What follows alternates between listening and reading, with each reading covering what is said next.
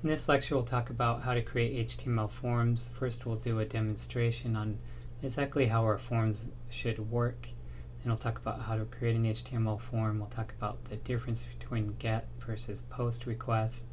And then afterwards, we'll talk about validating our forms, and then also making sure that when users click on submit and their form isn't valid, that all the information they did enter in is preserved so they don't have to re-enter it in. Okay, so this is a demonstration on how we want our forms to work.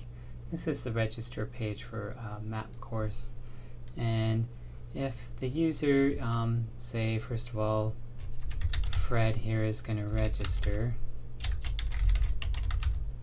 But let's say he messes up these passwords here and they're not equal, and he clicks to register. We should get some sort of error message showing that they're wrong and then highlighting the fields that are wrong. Other things that could happen is Fred could forget his login address. I'm also checking this regular expression. Now let's say Fred does get everything right, except for he forgets his email, he messes it up. So I'm using a regular expression to test this to make sure that it's a valid email address. And then if you notice, all the information is staying here. If he messes up his password, notice his login and his email stay in even though the passwords don't match. So this is the kind of form that we want. It's user-friendly. It highlights the errors. It fills in the fields that the user got correct and leaves them there. Even the incorrect ones, you might want to leave those there so they can just fix them really quick. And then when they get it all right, I won't actually register a new user for this, but when they get it all right, then it should go to a confirmation page. In the partials lecture, we finished up this site where we had different links, and as we visited each link, we highlighted the link that we were on, and we that way we could kind of tell what section that we are in inside of our web page. From now on, I'm going to create new pages inside of this framework that we've set up. That way we can eventually kind of create a complete working site. And if you recall, I never actually created a projects page. We put in the link, but we never created it, and I'm going to change that to be register. So this is in the functions file right here, and this is the function that generates our nav bar, or navigation bar, and I am going to change the projects link to a register page. And as I do that, I have the register link right there. I probably won't include this functions file in the source code for the lecture, because the only thing I changed was that I'll change in this file is this register link. So now I have this register page. It's set up so if we click on it, it's there, but there's nothing in there. So to get started, create a PHP code block, and we're going to require the header PHP, and then down below in another PHP code block, we're going to require the footer, and then right here we'll just put a message saying we're going to register. And then, of course, we have to print our header out. So this can be register, and the section we're in is register. And now when we click on the register link, that's what we get. So the first step, this is going to be a page where we can register users. This lecture is really about using HTML forms. So this same concept can be applied to lots of different things that we might want to eventually insert into our database so that we can pull it out and display it in other web pages. Also, as users register for our site, we can store their information in the database. And the first step with being able to register is creating the HTML form. So we'll do that down here.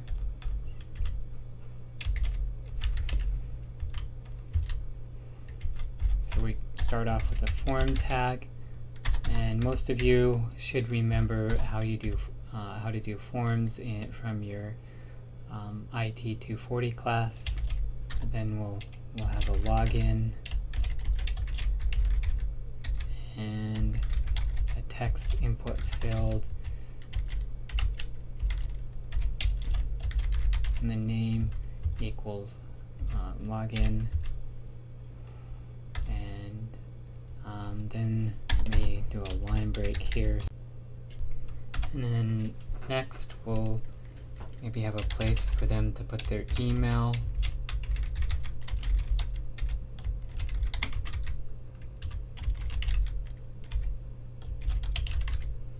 Right here.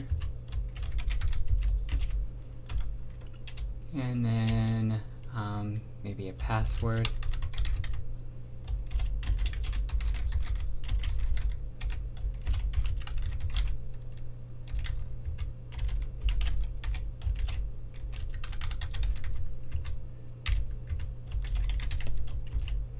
And we'll also want them to confirm it. So we do this to make sure that they didn't mistype their password, and then so they create an account and immediately don't know the password. So name will be a confirm password.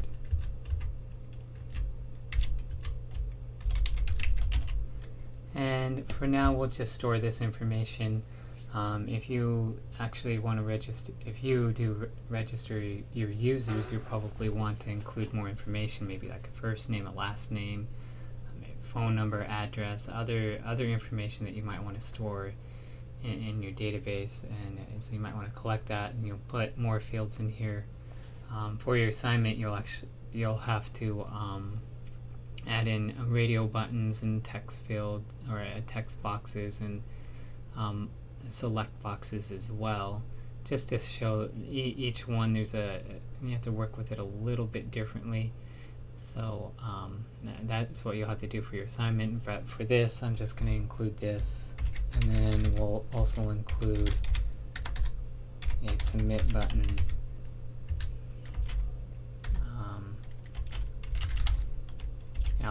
I'll skip the name because I don't care to have anything sent with the submit button, but the value will just say register right there. So now if we refresh this page, we have our login, email, password, and a confirm password, and a way to register. So if we fill this out, Fred at byuhawaii.edu, and then we'll fill in a password right there.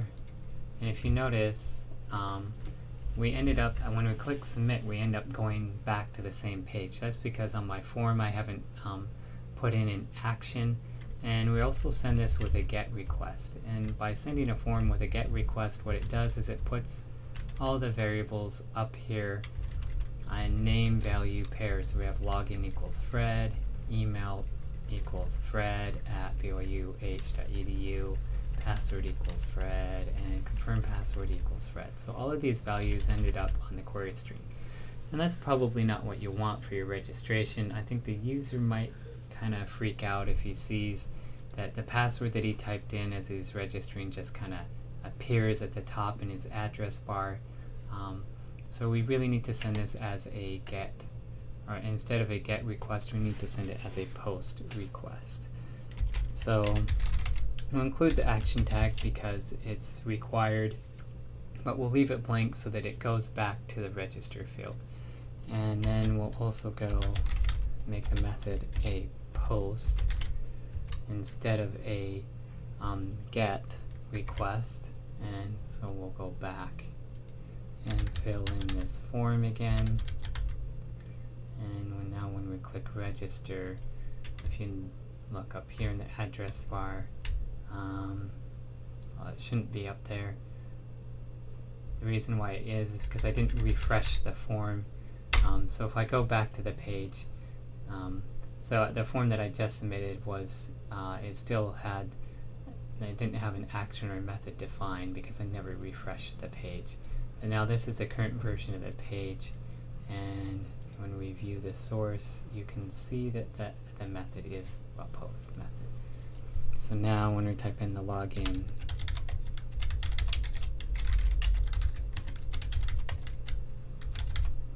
and fill it in, we click register.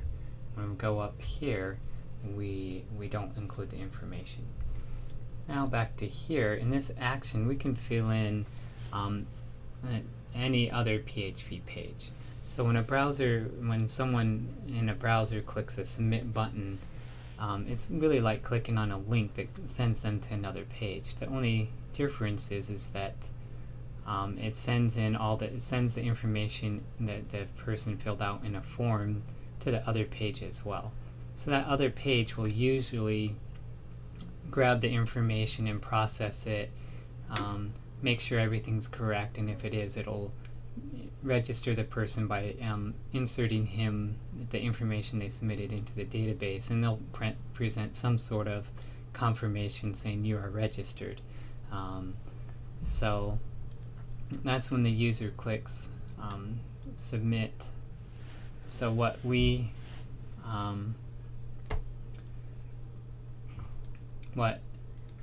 going to do is we're still going to leave this action blank because we really want our forms to be user friendly. So if they mistype something, the fields are still filled in as we discussed in the demo. So it's easier to do that if we submit it to this same page. So now this page is going to be, this PHP page right here is going to be dual purpose. One purpose will be to print up a form asking the person to register, and other times when people hit the page we're going to actually process all the information and then add it into the database. So how we're going to tell the difference whether we present a form to them or whether we present a confirmation and process the information, we're going to look to see if they did a POST or a GET. If they do a GET request, then we'll present the form. If they do a POST, that means they submitted the form, so we should process it. So we'll do that. Okay, so I forgot a semicolon there, but the first thing that we'll do is figure out whether or not the request is a GET request or a POST request. And so how we do that is with an if statement.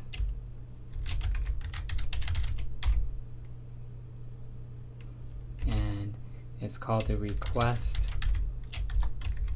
method right here. So the server is a super global variable that contains a lot of parameters on what's inside the server, and also a lot of information about the request.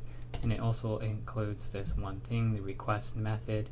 So if the request method is equal to a POST, then we know that it is a POST request.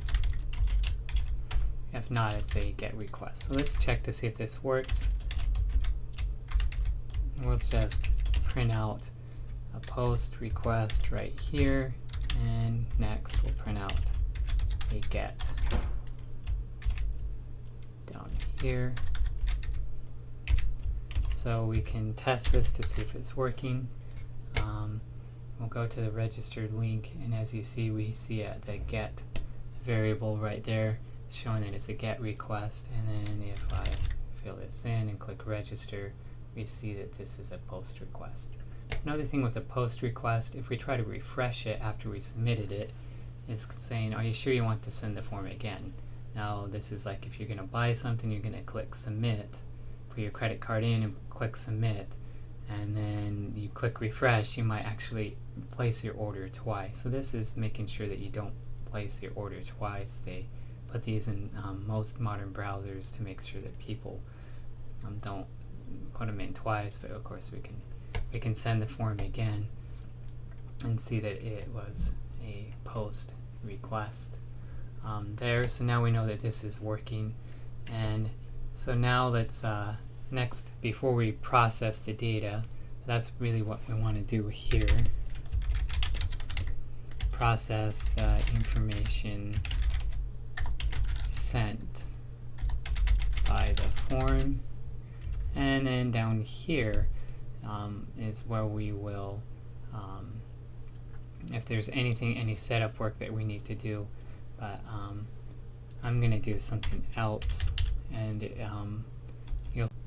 so I'm going to create a variable here called valid post. Now I'm going to assume that it's a valid post, and then there'll be several ways where we can turn this thing to false. The first way will be if it's not even a post. So we'll set valid post to false here. Okay. We'll also set it to false in case it's up to here, meaning that it could be a post but it's invalid. So we set it false here because we don't have a post. We'll set it false here if something the user sent on the form isn't quite right, like if their passwords didn't match or any other error. And just to check this, create a PHP block right here. And we'll go if it's a valid post. Make sure we have our $sign there.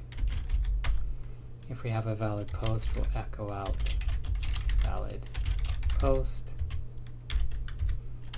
And if it isn't, we'll say echo out not a valid post. Okay, so when we click on this, we see not a valid post because it's a GET request.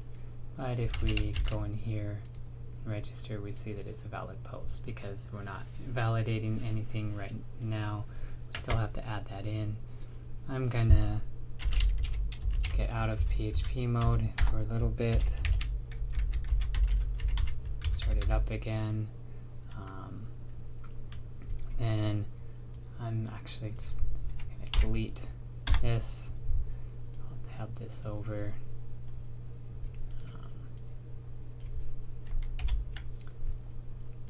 And we'll end the else right here. So now if it isn't a valid post, we'll present the form. If it is a valid post, we'll just say you are registered. Now this is in HTML, so I don't need an echo statement or anything like that. So now let's test it. When we click on the link, we see this form and it says register. We might want to add a note here. Welcome, please register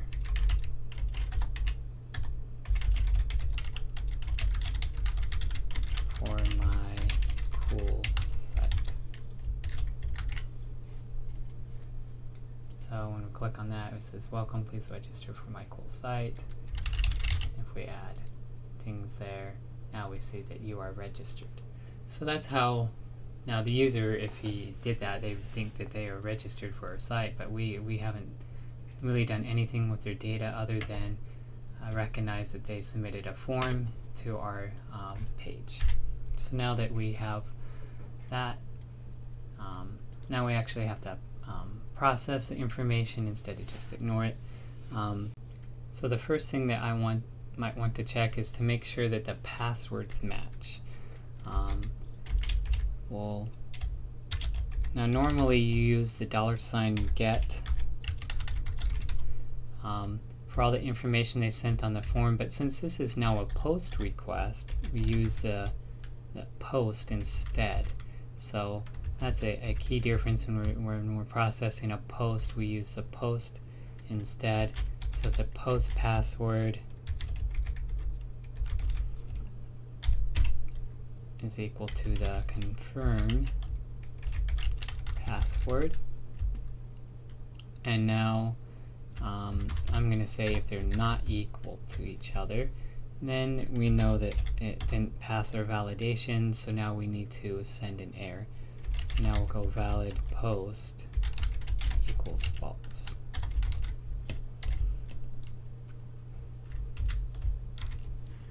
So now when we try to register, when Fred tries to register, if his passwords don't match, you'll see the form again. Now, as you can tell, when that happens, this isn't very user-friendly because Fred filled out his login and his email, and if we have more fields here, he probably spent some time here. And just because he goofed on the passwords, he now has to re-enter in everything. So, we don't want Fred to have to go through all that trouble. So how we're going to save him that trouble is we're going to save information down here, and what we'll do is we'll go if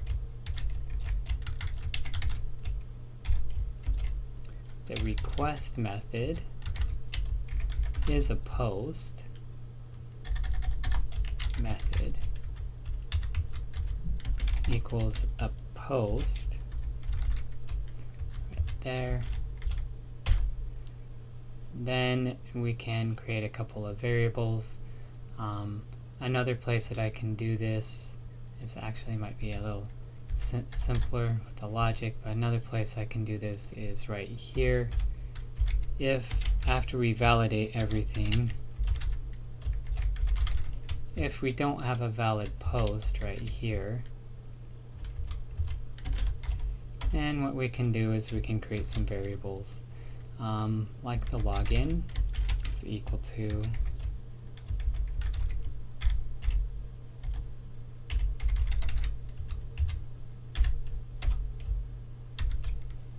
and we can also include the email.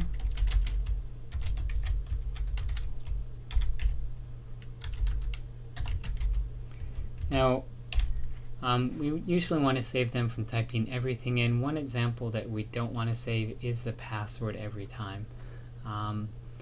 Just as a general rule, you should never ever send the password back to the user, just to enhance security. So if you notice on most sites, when you goof on something, they always blank out the password fields, even if that wasn't what you goofed on. So just as a security caution, you don't have to do this for passwords, but for everything else we need to save it. And then we'll come down into our form and we'll go ahead and put value fields, value equals, and then a PHP code block really quick, and we can echo out the login right there. And I'm just going to copy and paste this right here, and here I'll echo out the email. So let's go back and see how that works. So Fred spends some time, wants to register for your site, but now he goofs and he doesn't get the passwords to match. And we submit this again, and now we see Fred right there. There's something that's a little messed up with that email. Right there, the value field. So we'll check on that, but it's at least filled back in. And what I messed up on is I didn't get this ending quote mark. So now that I fixed my quote mark, we'll have this form up again. And now we'll see what happens when Fred registers. But in the process messes up his password, and as you can see, the page is refreshed. It's still filled in, but now the passwords are gone. Now we'd like to tell Fred that he messed up his password. So to do that, I'm going to do a couple of things. First, I'm going to add a variable called password error equals true. And that lets me, I might want to say password match error because there could be a couple errors. Maybe you just left the password blank, so I'm going to call this a password match error. And then down here, right here, we can start a PHP code block. And now we can go if another variable that I'll create, maybe start off errors equals false. So if we have some errors right here, and then so we created the variable errors equals false, and now we'll also say errors equals true. So we created this variable errors right here. So now we know that there's some errors on this page, and now we can go if there's a password match error, would like to print something out, echo passwords do not match. Okay, so that helps us there. And now we can register again. Of course, now the passwords match, they're both blank, but if the passwords don't match, now we see passwords do not match. Now that's kind of hard to see, so we should probably highlight that. That's why I did this. So we exit out of PHP mode, enter in PHP mode again.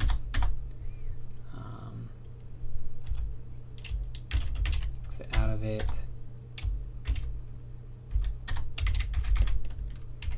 Enter in it for this, right there. And then around this, I'm going to surround this by a div tag so we can highlight it. Div. Of course, the styling should go in your style sheet, but for quickness on this presentation, I'll keep this. Let's do the border be thin.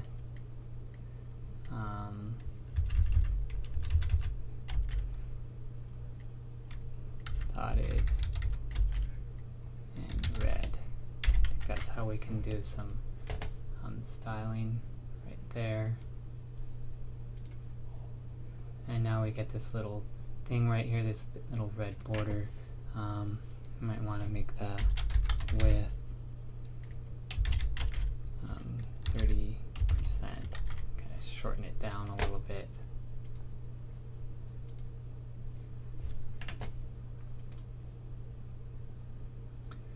So now we have the passwords do not match. 30% may be a little extreme, so we do that.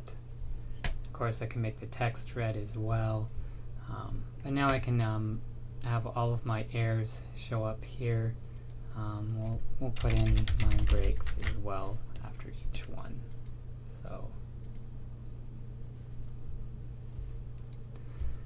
So now they have an error message. This is good to see error messages up at the top, but it also might be good to be able to highlight the fields where highlight the fields that are in trouble. So to do that, we're going to have to add some things into here. If there's a password match error there, then we want to do one thing.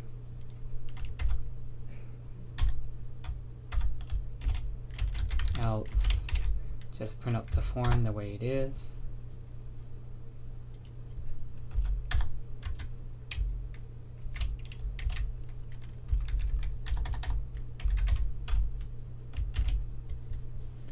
So tab this over, and then we'll also copy it and paste it in here, enter PHP, and we'll begin it again. So now in here we can somehow style these. So one way is to kind of put a span tag around this with a little bit of a margin, and then you can put the background of the span tag to be red, and that kind of puts a little red box around the input field. But for this lecture, I'm just going to put a span tag here,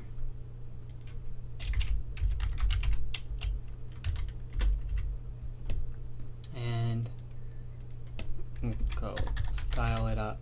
Again, the styling should probably go in the CSS style sheets, but so you should have a class name, and then we'll have that span tag, and we'll repeat this for the confirm password.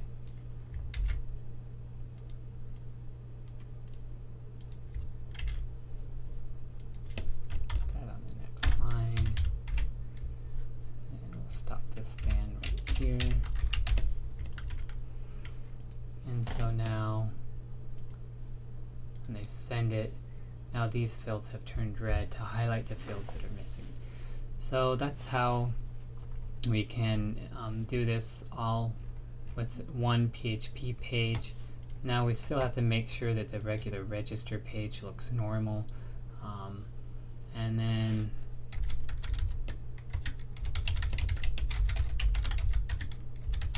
when their passwords do match, it just says you are registered.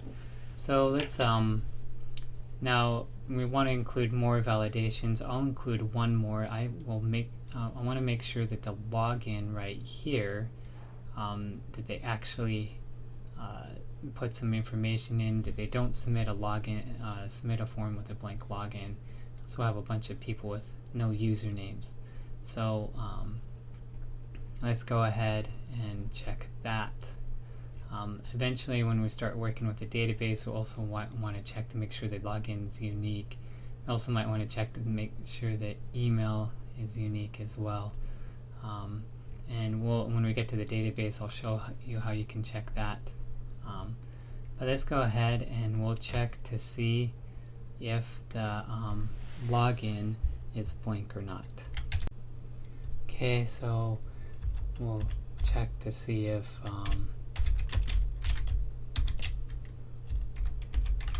the login that was sent in, and there's a function called string length, and you should have read about this in the strings chapter in the textbook.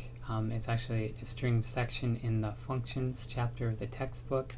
That returns how many characters are in there, and if there are less than 3 characters in there, then we won't have a valid login. Now you might want them to be able to create logins with 1 character, or then you can just use 0 instead of 3. Alright, and you can use it, is it equal to 0, then you know it's blank. So if it's less than 3, I'm going to say they don't have a valid login. So I can say valid post equals false, and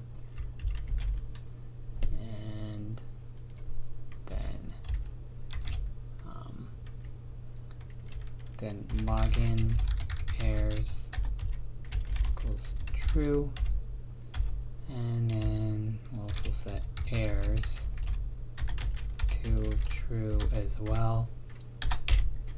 And that means that down here we can go if login errors, that's what I called it, I'll just say login too short.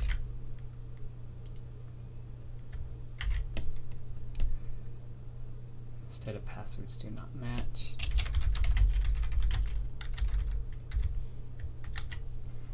So let's see what happens here. So Fred forgets to put in a login and it says login too short. So now we need to highlight this again. So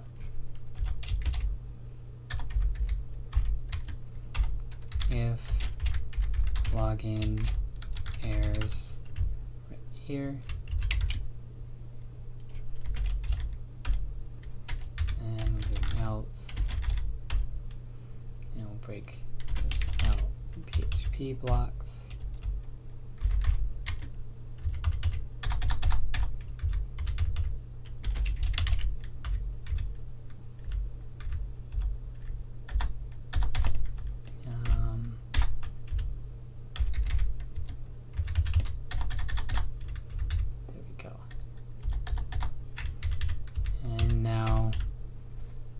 Copy this, put it both places, and we'll put this on a new line. I'm going to copy this,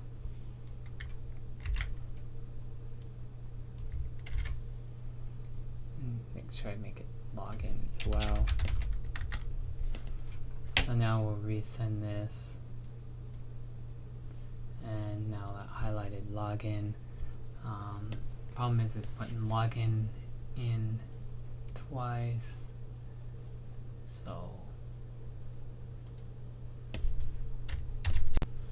we gotta delete this original one that we copied out of there, and now we highlight that failed and we have a little error box. I'm gonna make this solid. I think that might look a little bit better, stick out a little more. Now we have that. Another thing that we might want to check is to see if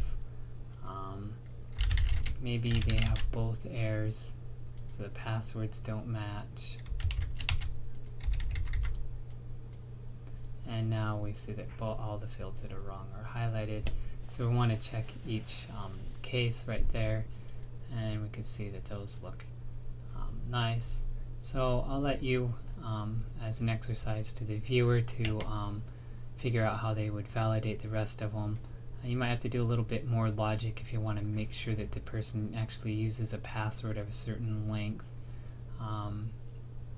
because you might have a password match error or another error, so then there would be like then you might want to create a password errors variable that highlights the passwords when something went wrong. We might only want to highlight one password if they leave it blank. But all of the validations will be right here. And then if they're not a valid post, you save all the variables later on. Another thing that I'll leave to you to figure out is with select boxes or radio boxes or check boxes. To fill them back in is not as easy as just putting the value in here. You have to put like a selected on the one that they selected, and that'll take some more code to be able to have the form filled in the way they left it. And you will have to do that on your assignments. You'll have to make sure that for each thing that they entered in, that it's preserved when they get errors. And the last thing that we'll do after we've done all of this, we could go into here, and if it is a valid post still, right here we'll just echo out putting info in the database.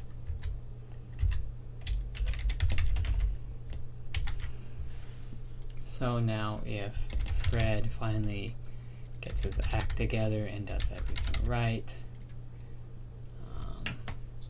let's see on line 26, if Fred finally gets everything, gets his act together and gets everything right, then we'll put the information in the database. Now this is just a comment, it's not something that I'd want to leave in the site,